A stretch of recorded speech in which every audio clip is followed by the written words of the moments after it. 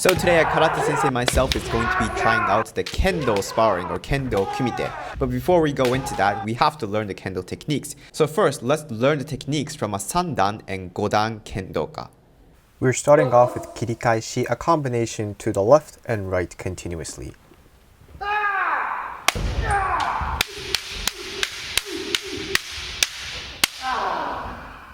Now onto men, attack to the face.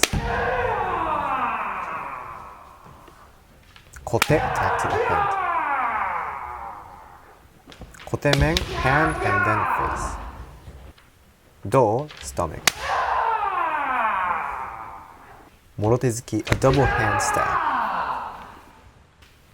One-handed stab. Menkaishi men, face counter against a face attack. So right now I've put this men on. It's extremely heavy on the front side, but a little bit light on the back side. I just can't believe they actually swing. I mean, the shinai itself isn't too heavy, but the fact that you in here, the ears are closed, it's a lot more, I guess, confined. So let's see if I can make the same kihon movements that they showed us before. So we started off by actually getting hit.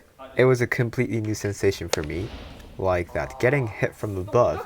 We are quite used to getting hit on our faces and our stomach, straightforward. However, an impact coming from above was something very new for me. And to be honest, a little bit scary. Okay, now on to the footwork part.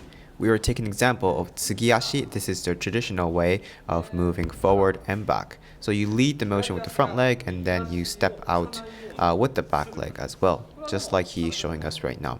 This is very similar to our basic way of stepping in for kumite. Although it looks like we are stepping in with both legs, the basics are we lead the forward leg and then we, I guess, quickly bring the back leg to the front as well. So this is a very similar point in between Kendo and Shotokan Karate. Now onto the first technique of men, which is hitting the opponent's head.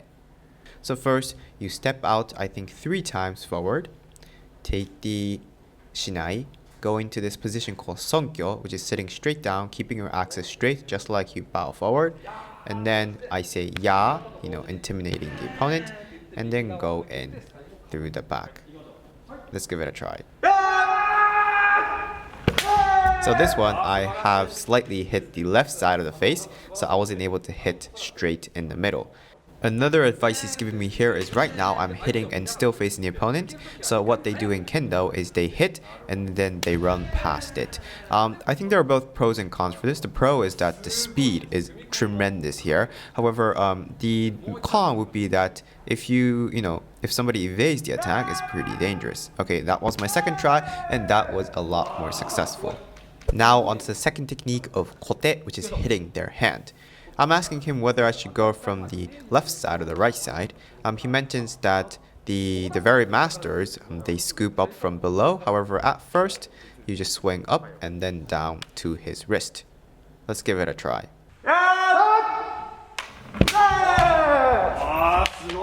Another thing I noticed here was that since you're hitting down, I tend to tense up my right arm. So I asked him, is your left arm the main source of energy or the right arm? He answered, the left is always the main force because if you hit with the right, you get tensed up and then the technique or the attack becomes very short. So in order to snap back as well, you hit with the left and then you pull back with the right. That was the Kendo technique. This is something we don't have in karate because we don't use a shinai. However, I think it is applicable to bo as well. Next, onto do, which is hitting the stomach. It's like basically slicing through the opponent's stomach. This was a very similar technique to chudangiri, hitting the opponent's stomach. Kicking the opponent's stomach in karate. So I was able to, easily grasp the image of this strike. Okay, now in full speed.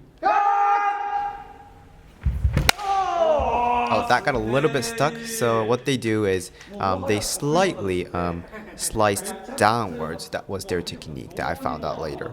But it was a pretty strong one. Now on to the last technique of Tsuki, which is literally stabbing. This technique was very hard because you have to pinpoint that part of the throat and get your shinai in there. I tried it with both hands first, and what he told me was to keep your elbows tight. This is very similar to the technique we use to hit for the punches as well. We don't want to get the elbows out. Another thing he mentioned is to not lean forward like this, and you want to bring your whole upper body like a brick with your hip straight forward. It's a lot more simple, it's not so dynamic, but that's a merit. The less motion there is, the less information telegraphed to the opponent. Okay, now I'm giving my first try full speed. That was a terrible one. I wasn't able to transfer my power onto the opponent.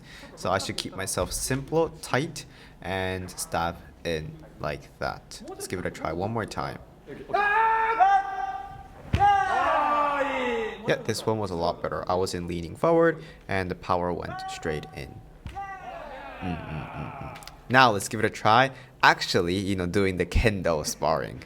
Okay, so we start off by stepping 3 steps forward, getting the shinai out, songkyo, up, and then off we go.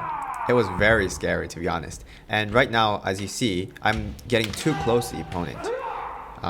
It's very hard to grasp the distance once you do a different martial art.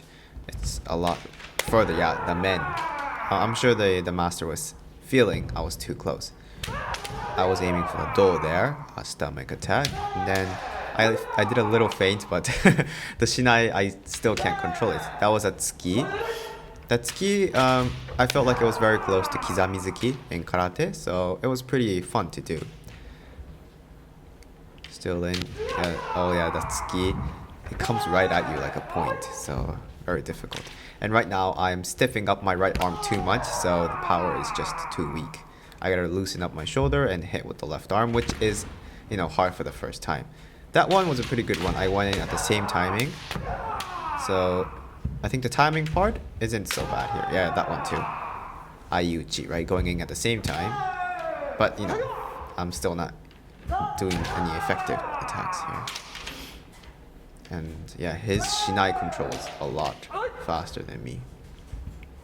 I'm tired already. Let me know if you guys do Kendo or any weapon related martial art. Let me know how well I did. And then you end up here, Sonkyo again, like a katana, back in the position, and then you step back. This is their official way to end the sparring. And then bow. So I guess overall there were a lot of similarities between shotokan karate and kendo, and thanks to my experience in karate I was able to rather smoothly transfer into the kendo movement.